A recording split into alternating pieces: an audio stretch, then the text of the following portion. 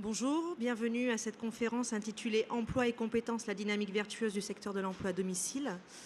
Nous représentons Hyperial Institut, qui est donc un institut mandaté par deux branches professionnelles, les assistants maternels du salarié du particulier employeur et les salariés du particulier employeur. Je suis Nadège Turcot, responsable du service relations institutionnelles à Hyperia, et je suis donc avec Camille Sabre, qui est coordinatrice du service certification.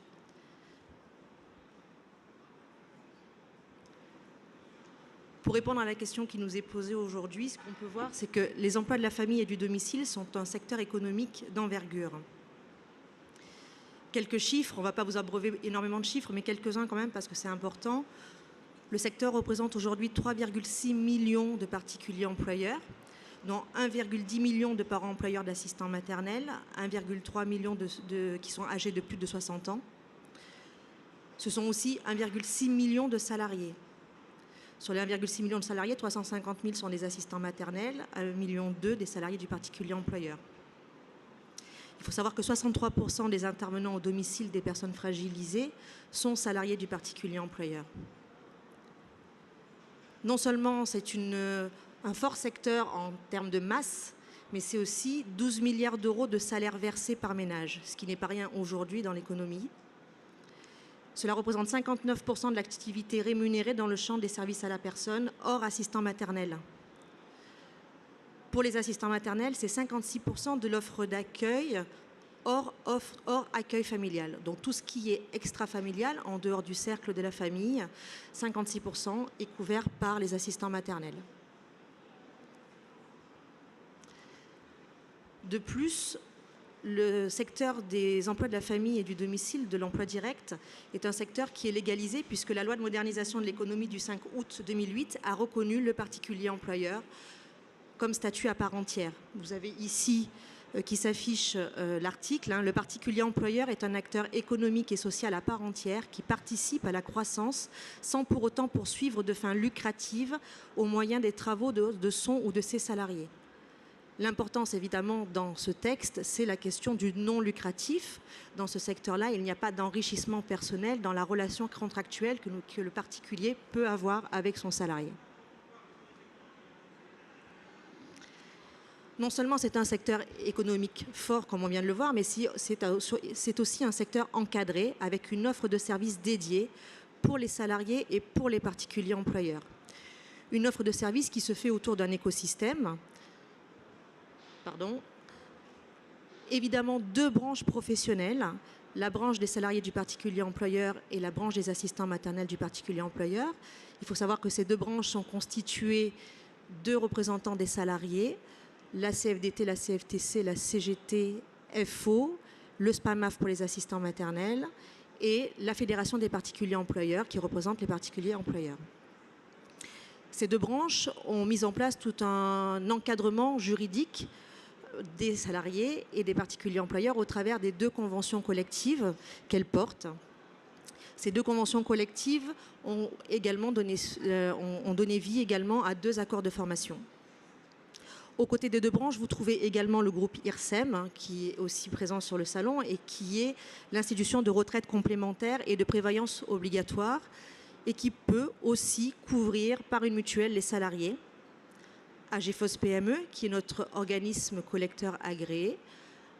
Pour ceux qui seraient un petit peu novices dans ce secteur-là, les particuliers employeurs payent une cotisation tous les mois, comme n'importe quelle structure, pour la formation professionnelle de leurs salariés. Cette cotisation est collectée par un organisme qui est chez nous AGFOS PME et qui permet à tout salarié de pouvoir partir en formation, en VAE ou en formation continue sur des modules courts. Sans les OPCA, aujourd'hui, il n'y aurait pas de formation professionnelle des salariés, en tout cas pas telle qu'on la connaît, en tout cas. Enfin, Hyperial Institut, que nous représentons donc, qui est cet organisme de professionnalisation expert de la formation des emplois du domicile et de la famille, qui a permis en 20 ans, puisqu'Hyperia a 20 ans, 21 ans même, puisque nous avons fêté nos 20 ans l'année dernière, qui a permis de faire en sorte de voir émerger une offre de formation qualifiante, certifiante et en module court qui s'adresse à la fois aux salariés mais aussi aux futurs salariés du secteur. L'objectif étant de pouvoir ouvrir le secteur en filière et donc de faire venir également des personnes qui ne sont pas déjà dans ce métier. Ce Ce qu'il faut voir, c'est qu'évidemment, il est porteur économiquement aujourd'hui, il est structuré avec une offre de services, mais quid de demain? Eh bien, demain, c'est aussi un secteur qui a de réelles perspectives d'emploi, court, moyen terme. Parmi les 4 métiers principaux cibles que nous avons, qui sont les assistants maternels, les gardes d'enfants, les employés familiaux et les assistants de vie dépendance, Camille Savre y reviendra, on estime que d'ici 10 ans, nous aurons 500 000 départs à la retraite pour les salariés du particulier employeur et 100 000 départs pour les assistants maternels. Ces scénarios prospectifs ont été faits en prenant en compte le fait qu'aujourd'hui, on allonge le départ à la retraite. Donc même en prenant des scénarios où on reste longtemps en emploi et où les salariés du particulier employeur ou les assistants maternels resteraient plus longtemps en emploi que la moyenne générale, on est quand même sur 500 000 départs pour les salariés du particulier employeur et 100 000 départs pour les assistants maternels, ce qui est énorme. Ainsi, ça nous classe quand même parmi les métiers les plus porteurs dans les 10 années à venir. Le France Stratégie, qui est un service du Premier ministre, l'a rappelé très récemment. Les assistants de vie sont le 2e métier en termes de postes à pourvoir sur l'ensemble des métiers en France d'ici 2022. Les assistants maternels se classent, eux, 12e parmi l'ensemble des métiers, ce qui n'est pas rien. De plus, pour les assistants de vie, ce sont des métiers qui seront donc sur des postes à pourvoir, mais ce seront en plus des métiers qui seront créateurs d'emplois. Indépendamment des départs à la retraite et des besoins que l'on connaît et que l'on identifie aujourd'hui, on sait que demain, avec l'évolution du domicile, avec la population de plus en plus vieillissante, pour tout ce qui est accompagnement au domicile des personnes en dépendance, on va devoir créer de plus en plus d'emplois.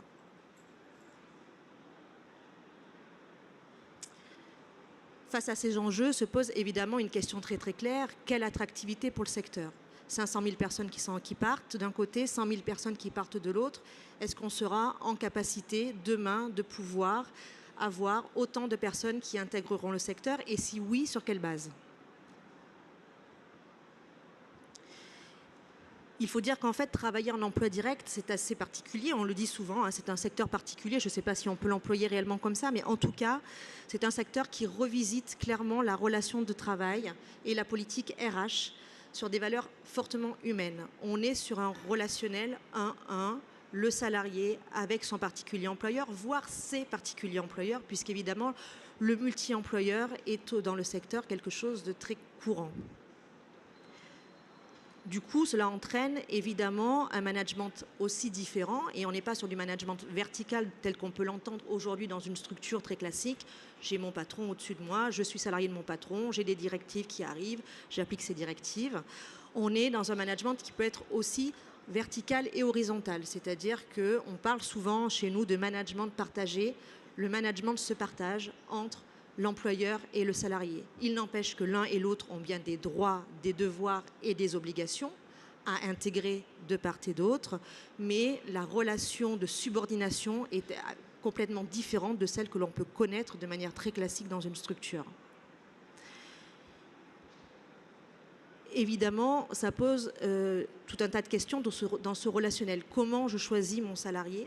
Sur quelle base je vais choisir mon salarié, comment je vais évoluer, et moi en tant que salarié, comment je vais choisir de rentrer dans un mode de contractualisation directe et non pas dans une structure, et comment je vais me positionner vis-à-vis de mon particulier employeur ou de mes particuliers employeurs.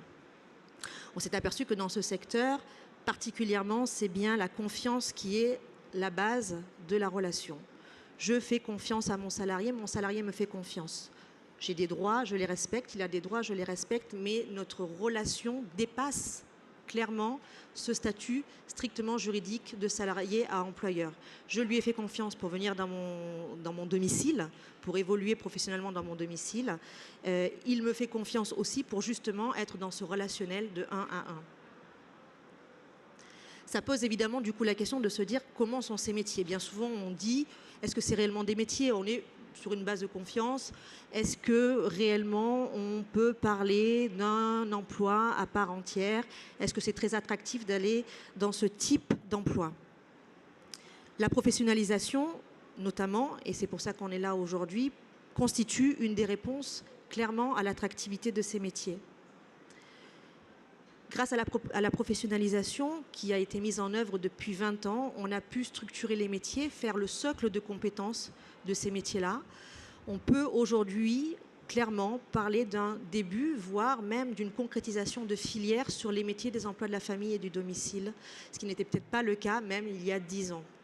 Lorsque je rentre dans le secteur, je rentre potentiellement sans être formée. Il y a beaucoup effectivement de salariés aujourd'hui qui ne sont pas formés dans le secteur, qui se forment maintenant. Je rentre sans être formée, je rentre parce que j'ai trouvé un particulier employeur qui correspond à ma recherche d'emploi. Mais quelque part, j'ai besoin aussi d'évoluer. J'ai besoin d'évoluer en termes de compétences dans le travail que j'ai aujourd'hui, si je suis assistante vie par exemple, si je suis garde d'enfants. Mais j'ai potentiellement aussi besoin d'évoluer parce que je vais avoir plusieurs employeurs, plusieurs manières de travailler et je vais aussi peut-être avoir envie d'évoluer dans le secteur des emplois de la famille. Je commence garde d'enfants, je finis assistante maternelle. Il y a bien une passerelle, une filière qui peut se créer entre ces deux métiers. Je commence garde d'enfants. L'enfant grandit, je suis bien avec le particulier employeur est bien avec moi, j'ai envie de rester, je vais évoluer en tant qu'employé familial. Le particulier employeur va vieillir, va devenir de plus en plus dépendant, je vais continuer à rester avec lui et je vais évoluer vers assistante de vie. Mes compétences à chaque fois évoluent, les nécessités d'avoir de nouvelles compétences évoluent aussi. Le secteur du particulier employeur, je ne veux pas dire de bêtises, peut-être que Camille a le chiffre plus que moi, mais on fait partie des secteurs qui fidélisent le plus. Les salariés restent à environ 10 ans chez un particulier employeur, ce qui n'est pas rien. Aujourd'hui, où on parle souvent de secteurs, d'emplois, où on change assez régulièrement. On sait que lorsque la confiance est établie et lorsqu'il y a un vrai lien de travail entre un salarié et un particulier, les salariés peuvent rester 10 ans au domicile de leur particulier employeur. Dans le cadre de cette professionnalisation, évidemment, nous avons plusieurs catégories et notamment ce qui nous intéresse aujourd'hui, la question des certifications professionnelles, la qualification en tant que telle, qui est une véritable réponse, une véritable réponse qui assure la qualité de la prestation. Évidemment, par la qualification, je vais acquérir des compétences et je vais rendre qualitatif mon travail et je vais aussi mieux comprendre comment j'agis au domicile, comment j'interagis avec mon particulier employeur, comment je me positionne au sein de ce domicile. C'est bien pour ça qu'on parle à un moment donné, enfin c'est pour ça que c'est pour ça que le titre est cercle vertueux. Pourquoi cercle vertueux? Je rentre, j'ai un emploi, je me qualifie, mon emploi devient un véritable métier à part entière, reconnu, avec des compétences. Je pérennise mon emploi, voire même je pérennise à un moment donné mon évolution professionnelle au sein de cet emploi-là et auprès d'autres particuliers employeurs avec lesquels je pourrais évoluer. Je vais laisser Camille vous parler un petit peu de la certification.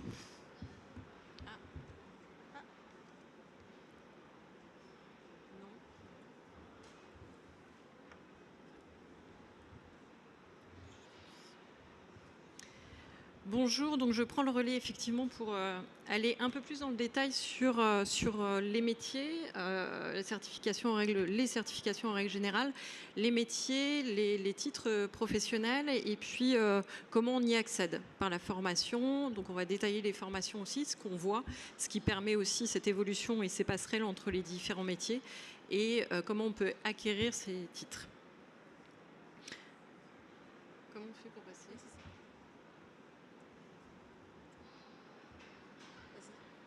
Voilà.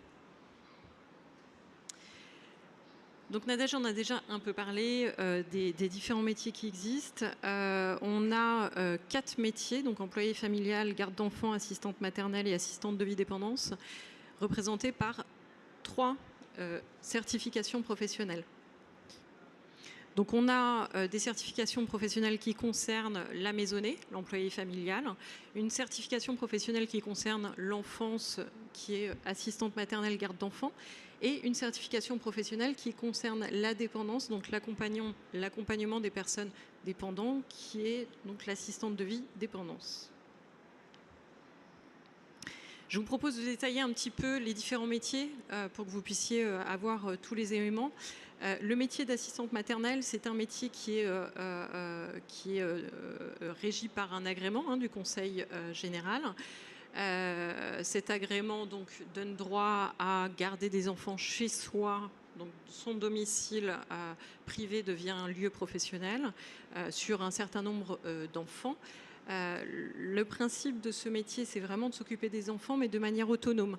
Comme disait Nadège, on est vraiment en lien avec le particulier employeur, mais on n'est pas avec une entreprise, on n'est pas régi par un responsable, etc., etc. Nous sommes l'assistante maternelle et responsable des enfants à son propre domicile, avec les directives de ses employeurs, de toute manière, les particuliers employeurs.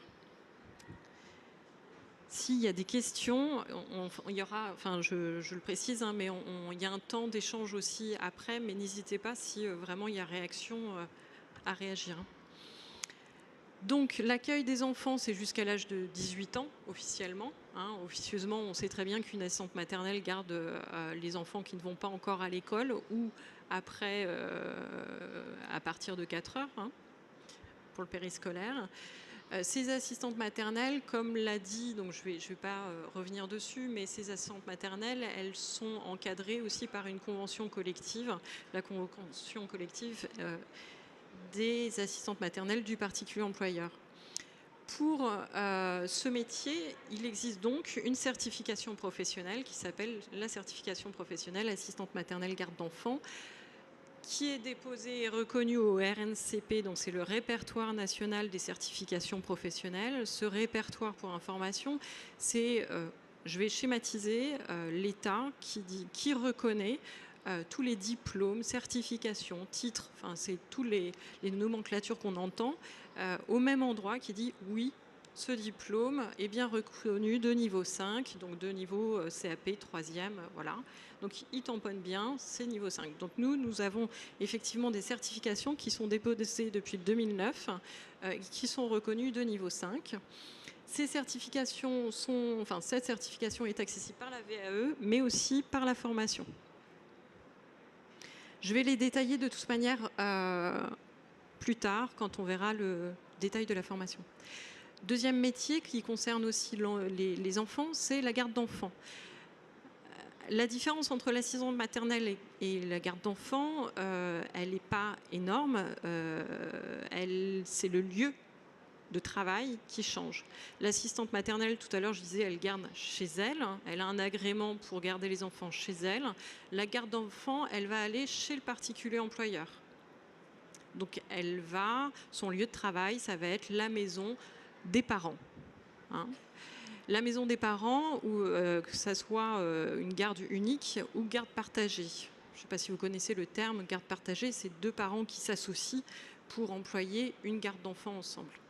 Voilà, donc le lieu de travail de la garde d'enfants, c'est vraiment au domicile du particulier employeur. Donc elle a un ou plusieurs employeurs, du coup, dans le cadre de la garde partagée. Elle gère son activité de manière complètement autonome, c'est-à-dire qu'elle ne dépend pas d'une association prestataire, d'une entreprise, etc. Elle gère son activité toute seule. Elle intervient auprès d'enfants dès la naissance, jusqu'à l'âge de 18 ans. Et elle peut intervenir aussi pour dynamiser son emploi auprès des relais assistantes maternelles, des relais comme quoi on voit bien que l'assistante maternelle et la garde d'enfants peuvent être ensemble et ont exactement le même métier, puisque même localement, elles se regroupent sur des lieux. Voilà, alors même principe, la certification existe aussi de niveau 5, déclarée au RNCP. Je reviendrai sur le détail de la formation tout à l'heure. Ah, j'ai les... Voilà, l'employé familial, donc un troisième métier et une deuxième certification professionnelle. Ce métier-là concerne des personnes qui interviennent au domicile du particulier employeur, chez toute personne, autonome ou semi-autonome, avec des enfants périscolaires aussi, donc elle peut s'occuper des enfants à la sortie de classe. L'objectif de ce métier, c'est de prendre en charge la maisonnée. C'est-à-dire qu'il y a des parents, on voit bien en région parisienne, en grosse agglomération, on travaille tous assez loin, on rentre aussi tard, on a très peu de temps à consacrer à la fois aux courses, à la fois au ménage, à la fois aussi parfois aux devoirs des enfants, c'est compliqué. Hein. Donc du coup, on fait appel à des personnes à domicile pour pouvoir nous seconder en tant que parents. mais aussi dans notre vie quotidienne. On n'est pas obligé d'être parent pour avoir besoin d'un coup de main sur le repassage, sur les courses, sur la préparation de repas, etc. Les employés familiaux interviennent aussi dans un premier temps avec des personnes âgées qui n'ont plus la force de porter le pack d'eau pour les courses, par exemple, très concrètement. Donc, ils font appel à des personnes pour les aider, pour faire les courses, etc. Voilà. L'employé familial intervient chez plusieurs employeurs, peut intervenir chez plusieurs employeurs. Il peut y avoir 5, 6, 7 particuliers employeurs. Elle a la capacité de gérer ces contrats-là, ces contrats de travail, de gérer son activité multi-employeur. Et elle est de toute manière, comme tout le monde, régie aussi, encadrée par une convention collective, la convention collective des salariés du particulier employeur, qui lui permet d'être dans un vrai cadre de travail. Nous avons donc associé à ce métier une certification professionnelle qui est de la même manière que les autres, reconnue et déclarée au RNCP, accessible par la formation et par la VE. Le dernier métier est assistante de vie dépendance. Donc ce métier-là, toujours, ces personnes-là vont intervenir au domicile du particulier employeur, chez un ou plusieurs employeurs. Elle va gérer aussi, comme ses collègues, de manière autonome son activité. Et elle va intervenir, par contre, elle, auprès des personnes dépendantes. Donc toute personne qui a une problématique de santé, de handicap, de dépendance, qui a besoin d'être secondée à la fois dans une vie quotidienne, donc du ménage, du repassage, des courses, préparation de repas, mais aussi, pourquoi pas, pour l'aide à l'habillage, pour des tâches qu'elle ne peut accomplir seule. Voilà. Ce métier a, avec une certification professionnelle, il y a eu d'assistante de vie, il y a une erreur, pardon, d'assistante de vie reconnue aussi au RNCP, donc de niveau 5. Toutes ces certifications de niveau 5, elles sont accessibles de la même manière. Je vous ai parlé tout à l'heure de la formation professionnelle. Dans le cadre de la formation professionnelle, il y a 406 heures en tout en centre de formation, donc 406 heures théoriques et pratiques, c'est-à-dire on vous aide à savoir comment on peut s'organiser pour que les tâches ménagères, par exemple, on les fasse le plus vite possible, mais aussi de manière professionnelle. On fait des mises en situation pour les gardes d'enfants, par exemple, pour savoir comment donner le bain, comment préparer un repas aussi un peu spécifique pour les personnes qui sont diabétiques, qui ont des pathologies particulières, etc., etc. Donc 410 heures en centre de formation. On a effectivement un temps de stage pratique donc, au domicile, auprès des personnes qui ont besoin, auprès des enfants, etc., etc. Et puis intégrer dans cette formation une formation de premier secours, ce qui nous paraît quand même assez important de savoir réagir à la moindre urgence. Vous avez la possibilité maintenant de réagir avec la prévention secours civique niveau 1, ça s'appelle exactement. Voilà. Deuxième solution, dans le cadre de la VAE, où on a là 24 heures d'accompagnement dans le cadre de la VAE. Pour accéder à la VAE, c'est comme tout le monde, c'est 3 ans, 3000 heures d'exercice pour accéder à la VAE. Moi, j'ai un problème avec ça. Je vais détailler un petit peu la formation pour essayer de comprendre comment on peut préparer donc, les salariés, futurs salariés, à exercer ce métier. Ces 406 heures dont je parlais en centre de formation sont découpées en 3 parties, en 3 activités types dont on parle. La première activité type, c'est organiser l'espace professionnel. La spécificité, c'est qu'on arrive dans un domicile, c'est un domicile privé. Donc c'est important en tant que professionnel qu'on puisse savoir exactement où on met les pieds. Est-ce que j'ai le droit? Est-ce que j'ai pas le droit d'aller dans cette pièce? Ça, c'est important. C'est aussi organiser ce domicile, c'est-à-dire la sécurité du domicile. Pour des personnes âgées, par exemple, pour les enfants, c'est important de sécuriser le domicile pour qu'on puisse bien accompagner les personnes et que tout le monde soit en sécurité, à la fois soit en tant que salarié, mais aussi pour la personne accompagnée. La deuxième activité, qui est vraiment la spécificité de nos titres, puisqu'on est là dans le cadre du particulier employeur, c'est une activité de développement de son activité multi-employeur. C'est-à-dire qu'on va aider les futurs salariés à véritablement s'organiser pour rechercher des particuliers employeurs, à véritablement être force de proposition lors de l'entretien d'embauche. C'est-à-dire que là, tout à l'heure, on parlait de management partagé, c'est vraiment le début de ce management partagé. C'est-à-dire que quand on arrive en entretien d'embauche, on ne répond pas qu'aux questions du particulier employeur. Bien souvent, c'est nous, en tant que salariés, qui demandons à l'employeur ses besoins, qui ajustons parce que nous sommes les professionnels.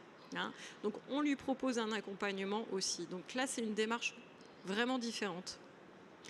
On aide aussi, dans le cadre de cette activité-là, à bien comprendre ce qu'est un contrat de travail, puisque je vous ai dit tout à l'heure que tous les salariés étaient totalement autonomes.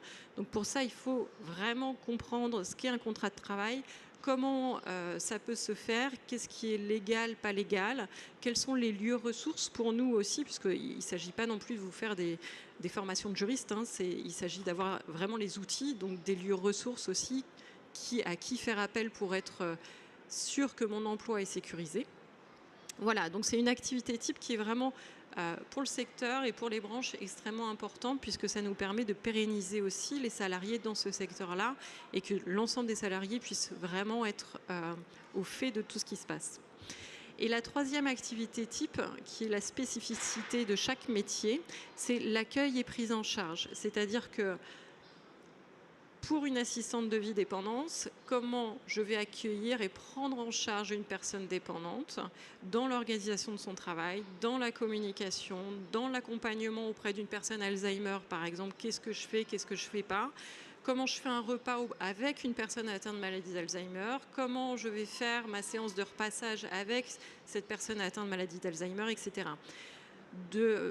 Même chose pour les assistantes maternelles garde d'enfants, c'est comment j'accueille les enfants, comment je prends en charge les enfants dans le cadre où je suis, dans mon cadre de travail, c'est ou chez moi ou chez le particulier employeur, en fonction des différences d'âge, du nombre d'enfants, etc., etc. Pour l'employé familial, ça va être exactement la même chose, c'est comment je m'organise pour que toutes les tâches qu'on me demande d'effectuer peuvent être faites dans la semaine qu'on me demande. Si je dois faire des courses, du repassage, du ménage et que je dois aussi préparer les repas pour tous les enfants tous les jours, etc., il faut que je m'organise, il faut que je fasse correctement les tâches et puis il faut que je m'organise pour être sûr de tout faire. Voilà. Ça va ?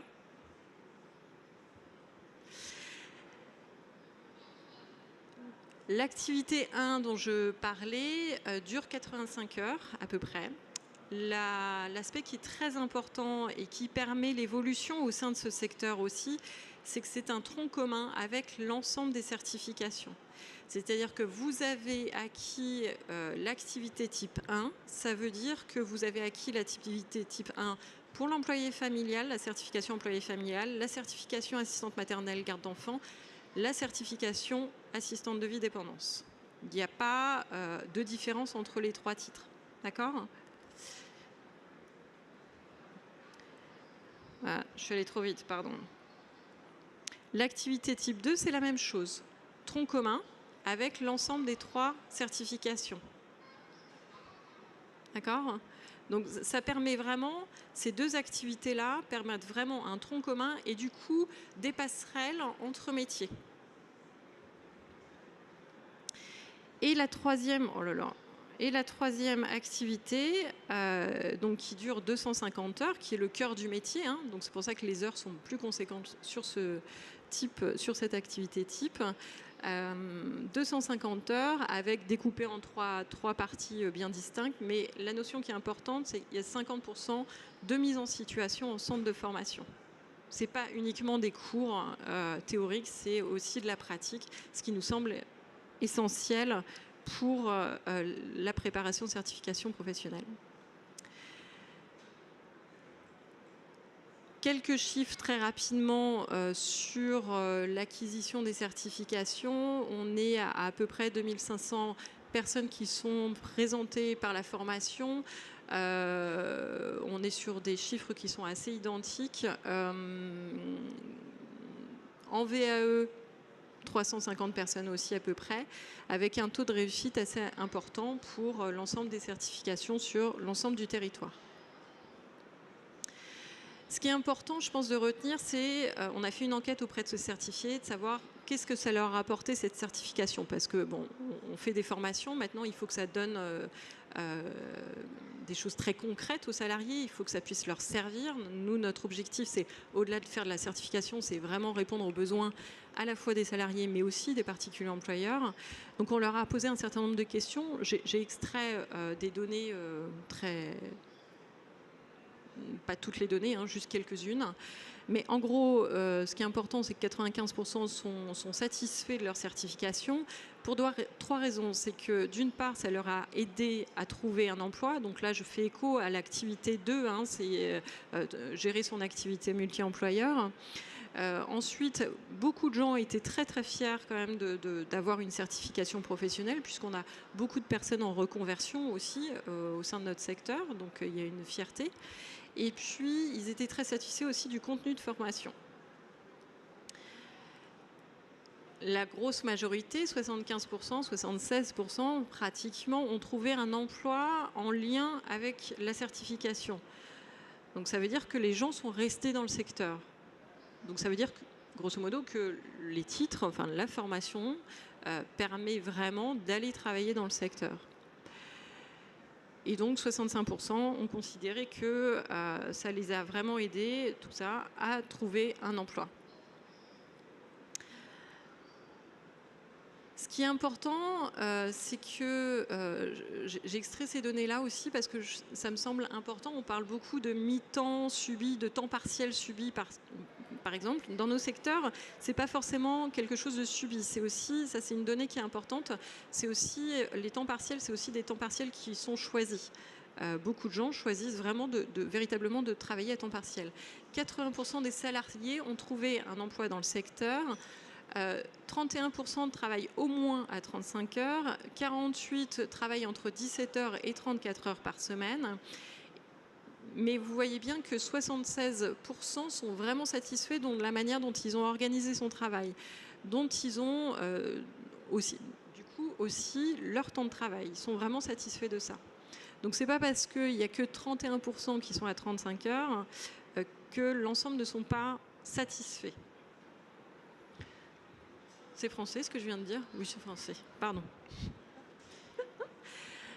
Là, on a fait... Alors, bon, excusez-moi, sur les camemberts, du coup, on voit plus grand-chose. Mais ce qui me semblait important, en fait, de dire, c'est que la majorité des personnes touchent à peu près 2 millions d'employeurs. On a fait des données, c'est absolument pas fini les titres, donc j'en suis désolée, mais en gros le deuxième camembert, c'est le nombre d'heures travaillées, en gros, chez les particuliers employeurs. Et j'ai fait aussi par métier, ce qui me semble important. Il y a à peu près donc plus de 50% qui sont à plus de 1 000 euros par mois, hein, en termes de salaire. Plus de 60% en tant qu'assistante maternelle qui sont à plus de 30 heures par semaine. Donc ça répond bien aux activités, enfin, à ce que j'annonçais tout à l'heure sur le suivi de l'emploi. Les employés familiaux, on est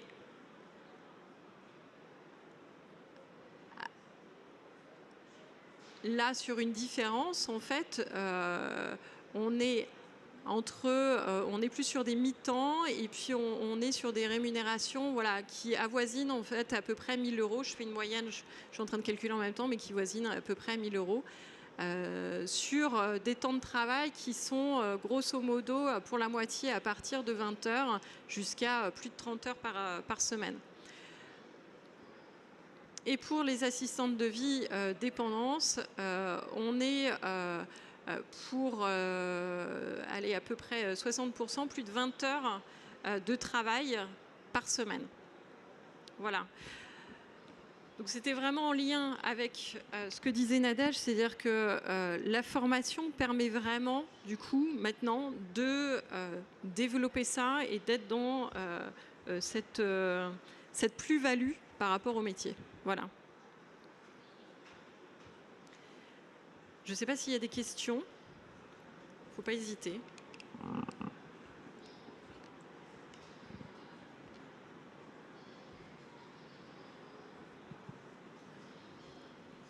Bonjour. Je voulais savoir un petit peu les obligations comptables qu'il y avait pour le particulier employeur. Qu'est-ce qu'il doit déclarer au niveau de son activité? Comment ça se passe? Alors, les obligations comptables. Excusez-moi, on a un peu du mal à vous entendre, mais donc les obligations comptables, ce que vous voulez savoir, c'est comment il déclare en fait son salarié. Oups. Oui, tout à fait. Ouais. Je ne vous vois plus, je suis désolée, mais ouais, vous êtes là. Donc, en fait, les obligations comptables, c'est une déclaration de son salarié. Le particulier employeur choisit de faire une déclaration. Alors, aujourd'hui, vous connaissez tous sans doute le chèque emploi-service, le CESU. Hein, c'est la dématérialisation à un moment donné de la déclaration qui représente la plus grande partie des déclarations de salariés qui sont faites hors assistant maternel. Les assistants maternels passant par Page Emploi, qui a un lien avec la CAF. Donc, URSSAF ou CESU. Quoi qu'il en soit, quel que soit le choix qui est fait, c'est une déclaration très classique. La différence entre l'URSSAF et le CESU, c'est qu'il y a un tout petit peu plus de papier à faire de la part du particulier employeur. Donc c'est une toute petite part aujourd'hui des particuliers employeurs qui choisissent cette modalité, mais ils continuent pour certains à la choisir parce qu'ils la préfèrent. En tout cas, le chèque emploi-service est la modalité la plus courante. Donc inscription sur le site, éventuellement un chéquier ou une dématérialisation complète sur le site, déclaration du nombre d'heures tous les mois qui sont effectuées par le salarié, une fiche de paye est établie pour le salarié qui la reçoit et donc le règlement se fait là directement à la fin du mois en général hein, entre le particulier employeur et le salarié. Il y a juste cette formalité administrative à remplir obligatoirement pour qu'évidemment il y ait une véritable déclaration, que ça ne soit pas du travail au noir et que ça soit bien pris en charge et que le salarié ait bien toutes les cotisations nécessaires.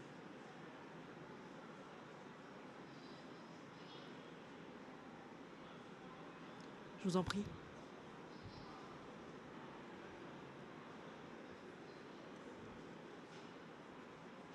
Bonjour. Qu'en est-il pour la médecine du travail sur le particulier employeur, s'il vous plaît, et sa déclaration des salariés? Alors, nous, Hyperia, ça va être compliqué de vous répondre très clairement sur la médecine du travail, parce que, évidemment, nous, on est le côté professionnel, on n'est pas le professionnalisant en formation professionnelle, on n'est pas le côté particulier employeur. Là, vous avez la Fédération des particuliers employeurs qui pourra vous répondre, là, ici, sur l'espace.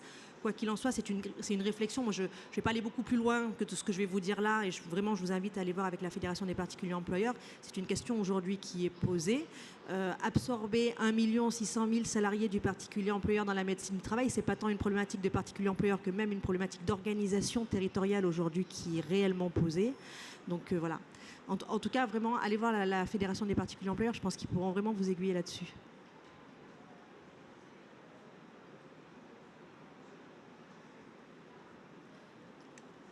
Si on peut un tout petit peu vraiment résumer sur ce qu'on a dit depuis le début, on a montré des chiffres, on vous a montré des contenus, c'est ce relationnel qu'on peut avoir aujourd'hui, cette relation qu'on peut avoir aujourd'hui entre les besoins d'emploi actuels et futurs clairement avérés.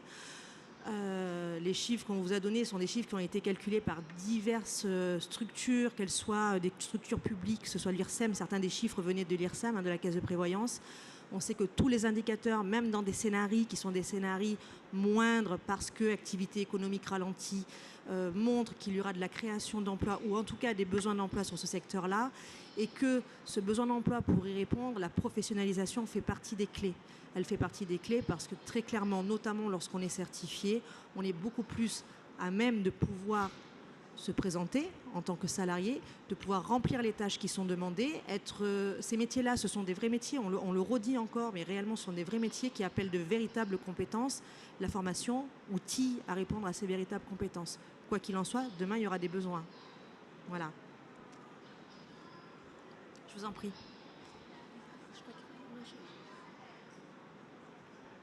Est-ce que ça apparaît dans la grille de salaire? Alors, est-ce que c'est respecté? Alors, sur les certifications, aujourd'hui, non. Les branches, par contre, donc les deux branches, la branche des salariés du particulier employeur vient de refaire sa classification. La nouvelle classification n'est pas encore en œuvre puisqu'il faut qu'elle soit validée par les instances gouvernementales. Il n'empêche que dès qu'elle le sera, et je sais que la branche attend fortement qu'elle le soit, les détenteurs de la certification seront revalorisés. Voilà.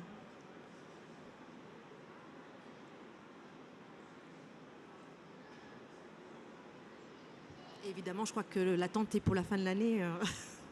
Donc ça devrait arriver très très vite. Merci. Merci à vous.